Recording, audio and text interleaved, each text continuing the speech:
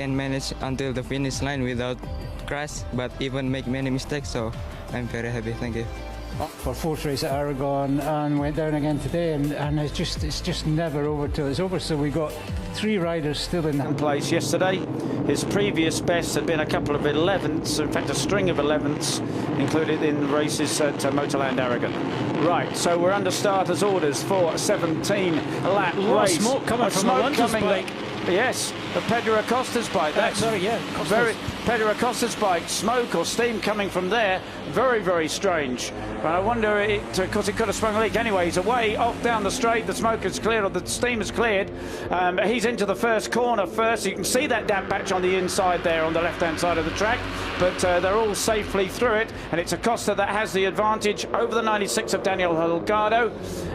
Inside, I think it's 34, is that Mario Aji, and there's a whole string of fallers there. That's what, 4 bikes down, but the leaders are away. I don't think anybody's seriously hurt in that. Hopefully they can get those bikes cleared up and we don't have Acosta, I think, hopefully no machine trouble there, and the best thing he can do is get his head down and get away from any carnage behind him. And Alonso has got a big job to fight his way through, and I would think Acosta, in his mind, he just wants to make sure that Alonso's not.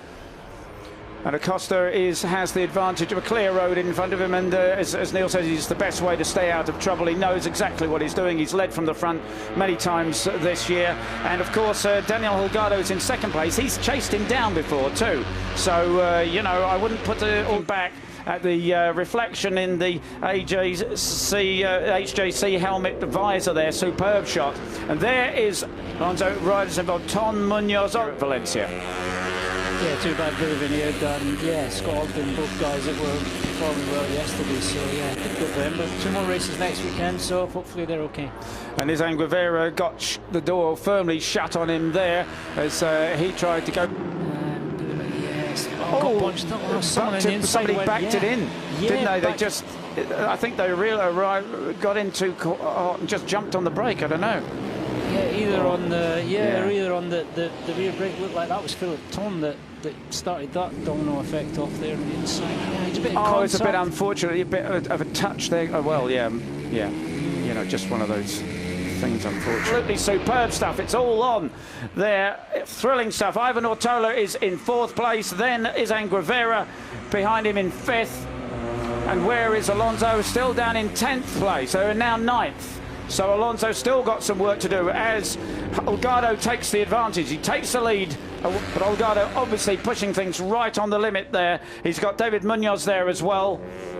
And this is going to be a superb battle. Fastest laps guys were exceeding track limits, I think, Holgado and David Munoz there, so they've really got to watch that. We know how quickly that can cause a problem for them. They're 42s, 41s for the other guys. And 42s a little bit slower behind. Oh, and that's Zonta.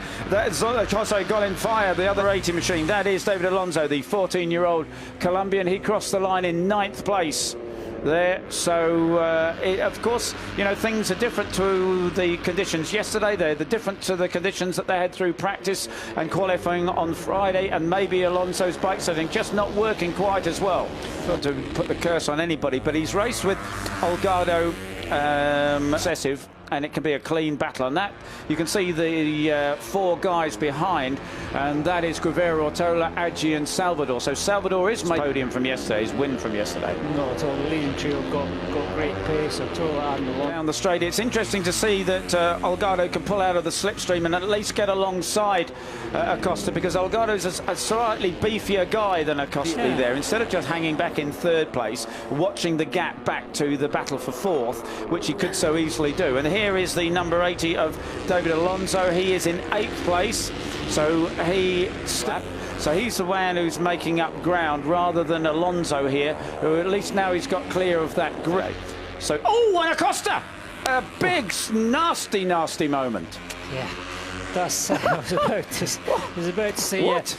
The normal rules in Rookies Cup is pass or be passed, so he's just keeping his head down, trying to stay out of trouble, but he's obviously pushing hard, trying to get a gap, as he has done in many races earlier in the season. But that last corner there, it's tricky. The camber chain in the race, and he's ahead of David Munoz, not taking it easy at all. But they are maintaining that gap. It's a 2-second gap back to Ivan Ortola. and no one's setting.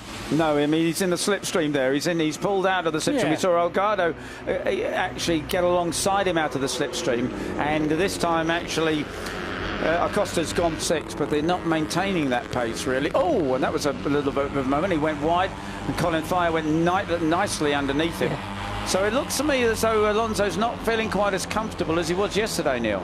Yeah, certainly did. Didn't look like he did a lot wrong.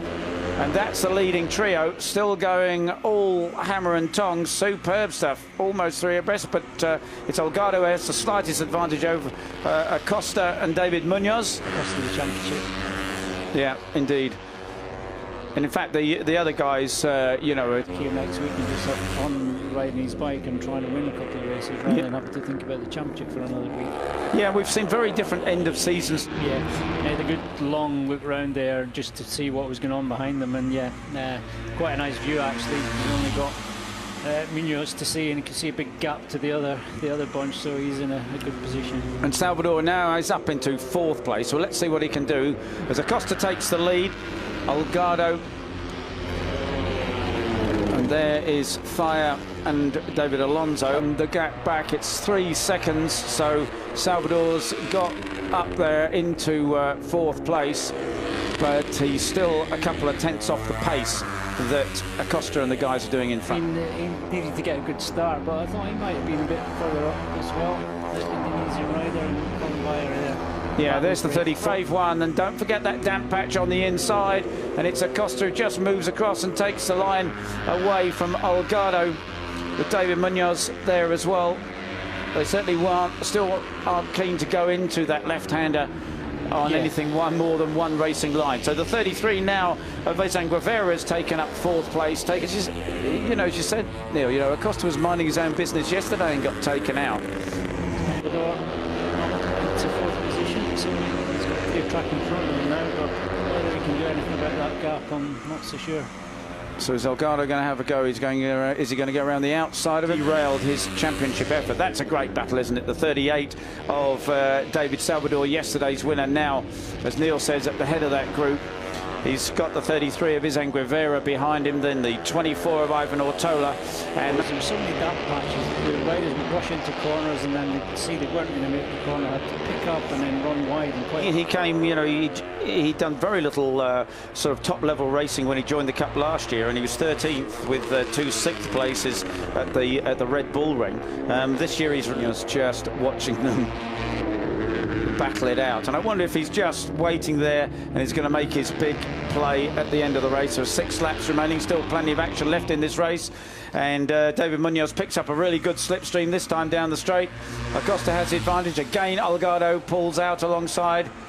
Again, Munoz just keeps a watching brief there in 3rd, makes no attempt to pass, keeping what. We'll have to go after we come round this next time, but you've got to think Pedro Acosta will be the one that's prepared to take the least risks, and if they're going to start exchanging paint and lunging up the inside. What can happen in the number 39 Machina Bartolome Perrin is pulled into the pits, and unfortunately can hang out wide and go down the outside, the right hand side of the track. If they're following another rider through there, then it really helps them do what Acosta does there and get a good slipstream and get a good run onto them. So really, if David Munoz had a plan, he would at least sort of experiment a little bit, wouldn't you think? Having a look, definitely having a look. And I haven't seen him do that yet, but he's coming down there. Just to tell you, once that visor goes down and the lights go out, then quite often other forces take over, and so you've got no clue what you're going to do. No, that's right. So it's Guevara and Salvador leading that bunch behind, and there is then the bunch. You would think it would suit the smaller classes, but in actual fact, because there's a lot of stop being and starting going on, then the 3 guys at the front, just 2 laps remaining now, and you know, he's super close there, David Munoz, position going down that back straight for the last time, and there's only the 1 corner. You know, there's no such slipstreaming opportunities really halfway around. Well, and there it is. It's a 7-man battle now, and Alonso is in amongst it. The 80 machine, he's right in that now, and he's going to try and get ahead of it. That's superb stuff. And there's Mario Aji on the 34. And Alonso goes inside him. Ooh, almost loses the traction, and I think So it could well be that that's part of the plan. Right, so it's a huge battle on for 4th place, and this incredible, so close now. Acosta, he's got to finish in front of Alonso at least, and Alonso there is now up into. Neil said you can ride defensively through these last corners, and there's not too much possibilities left. Acosta it is, for the win and for the cup. Yeah, Holgada's thinking about he's going up the inside. Yeah, he's made the move. And Acosta, can he get the drive out? Yep. It's a slipstream run now. I think Holgado's going to do it. Acosta weaves, they're weaving around, and Holgado has done it. Superb stuff. Acosta in 2nd place. Salvador. Oh, that's a photo finish.